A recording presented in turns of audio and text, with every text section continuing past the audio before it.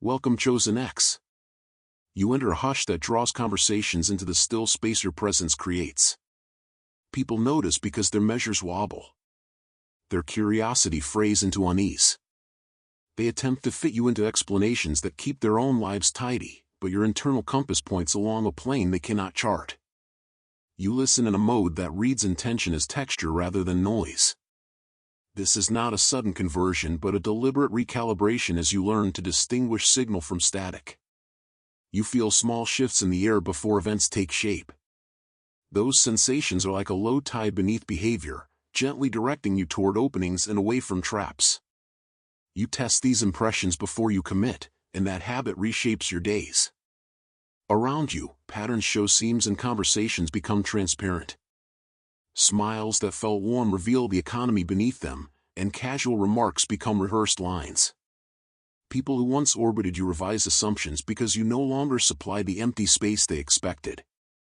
Some retreat into defensive politeness. Others amplify approval until it is performative.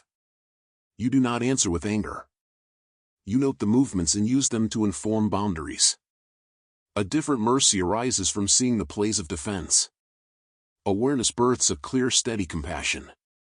You begin to recognize the habits people adopted to feel safe and the stories they repeat to anchor themselves. Your compassion is not pardon. It refuses reflexive retaliation. Presence becomes the instrument that loosens manipulation. Your tempo changes. Where urgency once ruled, you let timing be an exercise in listening. Choices are made in a way that privileges coherence over haste. You enter rooms with careful gestures and speech, letting silence scaffold your voice. That silence is not empty. It is a field that lets your interventions land with calm authority. Others misread restraint as aloofness. They cannot see that your quiet contains intention and readiness. When this interior calibration meets the world, outcomes realign in ways that seem improbable. Doors open, projects realign, and setbacks invite redesign. This is not a supernatural favor. It is the consequence of attention applied at a new amplitude. Systems tuned to older rhythms respond differently to a new range of attention. Not everyone greets this calmly. Faces flicker with recalculation and people invent simple stories to soothe discomfort. Allow them their narratives. Gossip exposes limits, not your truth. Remain anchored to the ledger you keep inside and let it steady you. Distance will sometimes feel like exile. Name it without letting it define you. Often solitude is the laboratory where new faculties form. Use the hush to test impressions and practice patient skepticism. Train yourself to act from verified sensing rather than impulse. That discipline strengthens your capacity to move before circumstances ossify. In the quiet practice of this season, you refine a method of living that is both practical and luminous. You learn to regard attention as a form of care that must be directed, conserved, and intentionally given. When you steward your focus, you discover new economies of influence, energy flows where you place your gaze, and choices made from that place tend to grow into more coherent results. This is not vanity. It is a skill of presence. Work with it, calibrate often, and allow the consequences to be the evidence of your refinement. Trust the slow accrual of small acts. Let consistency and integrity be the engine driving each decision you make. For good.as this season closes, plan an intention like a quiet marker. Commit to answering from depth rather than habit, to choosing reciprocal connection, and to holding compassion beside discernment. This orientation is neither a weapon nor a badge. It is a tuned instrument of attention. Keep it humble and it will reshape how life responds in steady, true ways. You leave the room carrying a silence that is not absence but revelation, a space carved out by attention where questions can land and be felt. People look for explanations in the habits they already own. They sort you into files that keep their world manageable. You do not fit those categories. That misfit status bends definitions and reveals seams. The life you once inhabited feels like a stage, arranged to keep motion predictable. You find yourself watching the mechanics behind smiles, the pulley work that animates polite gestures. Those mechanisms are clever because they rely on being unnoticed. You have learned to notice. In the act of noticing, you are changing the mechanism itself. Separation does not arrive as a sudden rupture. It expresses itself in small refusals to return to old scripts. You decline invitations that would replay the same loops. You stop replying to provocations that used to demand your energy. Each refusal is a sutured seam, a repair that reorganizes how you meet the world. Distance becomes a form of care. It is a protective architecture rather than punishment. Some brand this withdrawal as weakness. They name the economy of attention as retreat. They call your restraint fear. You know better. Quiet becomes an instrument. It lets you hear patterns of impulse and habit with clarity and movement when structure is pliable. This posture makes you inscrutable. Mystery becomes a side effect of disciplined listening. Loneliness comes for a season. The old languages of belonging do not translate into the new grammar you are learning. That exemption is a laboratory. In it you practice calibration, test the reach of insight and the stamina of resolve. You learn to attend without entanglement. In that laboratory you discover the anatomy of agreement. You study the contracts people enact by habit. Every nod, every accommodating silence, every quick laugh is a clause. Those clauses add up to a social covenant that rewards predictability and punishes departure. Understanding the covenant does not make you cruel. It makes you strategic about who you let into the design of your life. There is a subtle grief that comes with noticing. Where there was once warmth you may find calculation. Where there was shared delight you may find rehearsed mirth. You acknowledge the grief without letting it define your story. It becomes data held with tenderness. Grief teaches you to separate what is essential from what merely comforts memory. As perception sharpens, language follows. You choose words as one tightens a lens. You avoid phrases that inflate or obfuscate. Your conversation becomes a map of intention. When you speak, you offer coordinates that guide action. In silence, you hold the map for the next traveler. Recognition shifts in time. Some will double down on narratives that make you small. Others will attempt to mimic your posture without the interior architecture that supports it. Their mimicry reveals the gap between form and root. A few will cross the fracture to stand near you without copying. Those are the ones who have begun their own dismantling. They approach your attention not to consume but to match it. When those people arrive, there is a different exchange. You do not give them answers. You exchange methods. You show how to listen, how to tend inner weather, how to align choices so that life rearranges with less friction. The seams become thresholds when opened with care. The divorce between their movement and your being will shift into corridors for conversation at a different register. This period asks patience in a rigor that is kind. It asks you to resist triumphal impulses and remain devoted to tending. Your task is not to prove superiority or punish ignorance. Your work is fidelity to what you know and letting presence be the instruction manual others borrow when they are ready. Treat solitude as a crucible and make decisions as if building a vessel meant to hold the life you intend to steward. Breathe, then move on. You sense a current running through the city as if air itself carried an intelligence meant for those who pay attention. Small pressures arrive before events, and you answer with a practice that is nothing like hurry. You register impressions, map motives, and then wait for openings that feel coherent and honest. Those who once used spectacle to steer crowds now falter against the form of calm you embody. Their methods relied on scattering attention with noise. You refuse that tempo. You cultivate a deliberate cadence that moves with patient force. The consequence is precise. Where they bait you to react, you instead allow clearer patterns to form. You learn influence is invited rather than seized. When posture, intent, and timing align, possibilities converge toward you like streams toward a river. This is not a chance. It is practiced reciprocity. You do not take more than you can maintain. You care for what arrives and let growth justify choices made quietly. Around you, the structures that depended on certainty begin to loosen. Networks that traded integrity for quick gain find maps that no longer lead. Privileged channels become brittle because their maintenance relies on predictability that has ended. Where they planned guaranteed outcomes, they now meet improvisation. You are not a manipulator.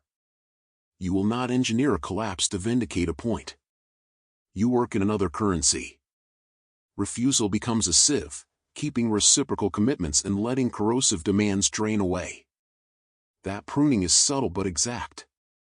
It leaves the field leaner and more responsive.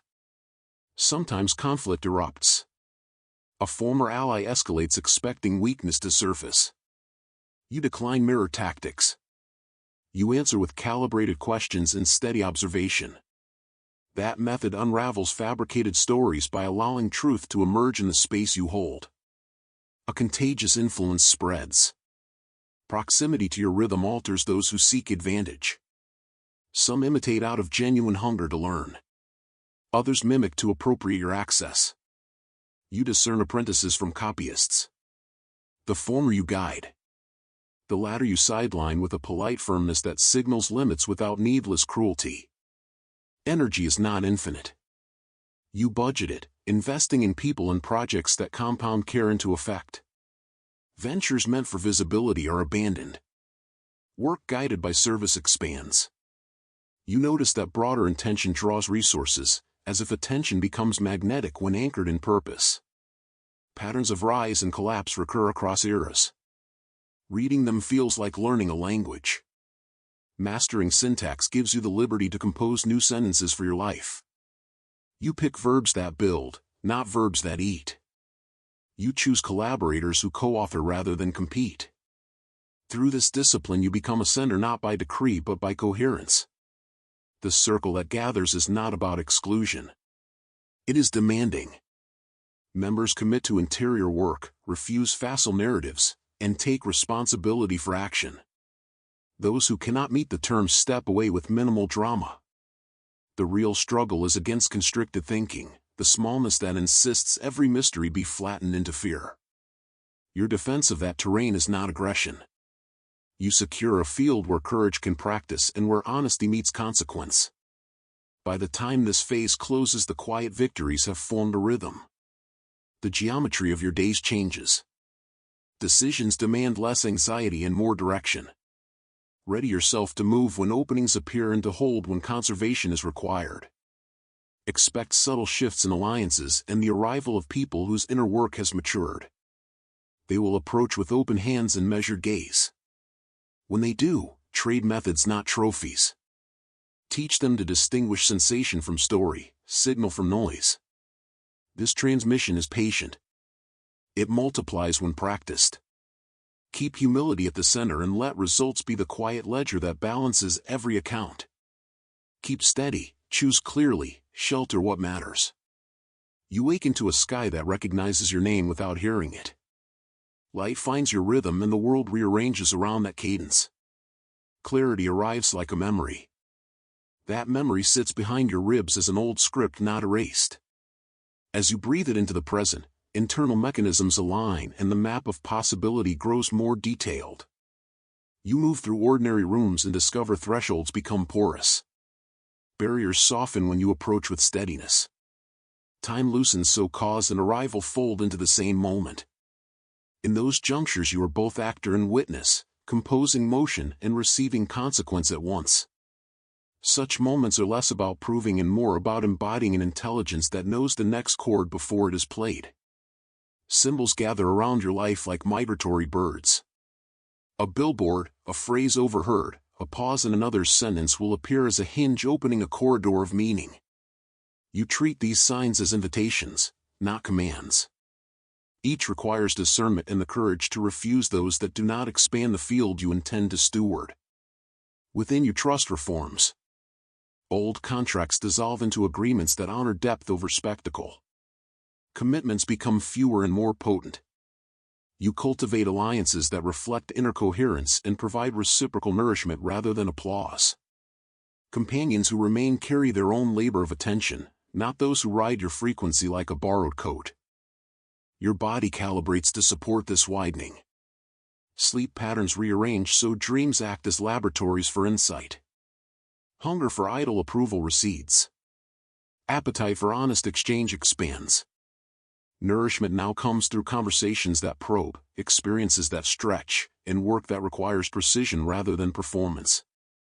The practice of restraint becomes a source of creative power. As your inner instrument tunes, external forces respond. Opportunities converge with a precision that feels less like luck and more like a consequence of fidelity. Doors open from unexpected angles, not because you seek favor but because you refuse dissonance. Momentum accumulates not through hustle but through aligned intention. This momentum is gentle and stern. It carries continuity rather than frenzy. The veil between what you thought separate and what you now know to be woven is thinning. Patterns reveal themselves as languages rather than accidents, and you develop fluency. You read the movement of an idea across a room and sense where it will land. This fluency cultivates stewardship. Use insight with restraint and engage only when your involvement enlarges possibilities for others as well as yourself. Tests arrive. Old friends sometimes mistake elevation for abandonment. Others measure worth by recognition you no longer accept. Answer these tensions with presence that clarifies rather than condemns. Boundaries are taught like an art. Demonstrate saying yes with courage and no with compassion. At the crest of this sequence, solitude and service converge. You are no longer split between private altar and public stage. The two become one practice. In this union, actions become quietly monumental. Small gestures carry proportionate consequences. A word offered with the right intensity recalibrates a system. A pause where noise once rushed reshapes direction. Ascension is not an exit from humanity. It is an expansion of care. As you claim, this broader scope of compassion must remain exacting. Not all hurt should be indulged. Not all suffering should be explained away. Hold tension with fidelity so the field you influence becomes hospitable to truth and responsibility. When you move through crowds, you do so as a contour of steadiness. People feel that steadiness is like a tide underfoot. Some lean on it. Others resist it. Neither reaction should entice you into performance or withdrawal. Refine the frequency that hosts your presence. Let it be a bridge and a shield. Now ready, you will carry what you learned into a living demonstration. Actions will teach more than words. Your life will speak of responsibility wrapped in wonder. Stay gentle in correction and fierce in truth. Offer doors that open practice, not dependency. Witness how quiet fidelity reshapes days. Let attention drive steady change, let love be measured now. You step into the place where private practice meets public work and everything you have cultivated in silence begins to speak through your choices. Your presence shifts possibility by the measure of attention you sustain. People notice it not as show but as a gravity that reorders small events into durable patterns. You hold two tasks simultaneously, maintaining inner ground and tending the shape of what wishes to form. That double attention makes you a translator, converting subtle impressions into practical pathways. You steward openings with care and keep the edges hospitable so that new things can breathe and grow. The life you build refuses noise. It demands constancy and precise compassion. Invitations arrive that test refinement. Some glitter but have no weight. Others require small sacrifices in service of deeper fidelity. You select by whether an offer sustains depth rather than inflates image. Those choices redraw the map of influence around you. The company that remains closest carries its own work of attention and deepens rather than dilutes the field. You see results. Projects that once lagged gain coherence. Conversations bypass rumor and land in practice. Resources align as readiness meets opportunity. This alignment is not random. It is the arithmetic of disciplined presence compounded over time. Each careful decision accumulates into a momentum that feels effortless because the mechanics are internalized. You are called to witness. Teach by example, not by pronouncement. When you model steady restraint and exacting care, you hand others a method rather than a mask. Offer openings and show how to use them, and people will copy the motion rather than the posture. Resistance will appear. Some attempt to constrict your field. Others mimic form without building the inner architecture. A few respond poorly because your clarity reveals their compromises. Expect discomfort. It is the grammar of change. Meet resistance with measure correction and refuse to perform in service of anything that weakens depth. There is a moment when description must yield to demonstration. Words will not suffice for those who need to see and do. For that reason, the next thread of this transmission continues in the video placed at the center of your screen. That clip carries the next layer of practice, showing concrete gestures that embody the principles you have practiced in private. Approach the video as a training ground. If this message lands, place deliberate attention there. Subscribing and turning on notifications becomes a practice of commitment, a small ritual that trains you to show up when the work calls. Do that and new material arrives to your attention at the precise moment it matters. When the playback begins, allow examples to instruct rather than convince. Notice how form is passed through repeated practice rather than bluster. Pause when you need to test sensation and apply the suggested exercises as experiments in fidelity. If you accept this invitation, you join a field that values endurance over flash, care over charisma, and truth over comfort. Your role is not to carry everyone but to make the passage clearer for those willing to travel. Keep attention as your most precious currency. Tend it, teach its economy, and let the next transmission deepen what you forged in solitude. Inside that recording you will find demonstrations, quiet prompts, and short exercises intended to move insight into habit. The sequences are practical and compact, built to be practiced repeatedly rather than consumed passively. Treat them as experiments, record responses, return to segments that register as alive, and watch small practices accumulate into a new grammar for choosing. Show up for the work and the work will show up for you. Commit to presence and you will see how life subtly responds. Try it.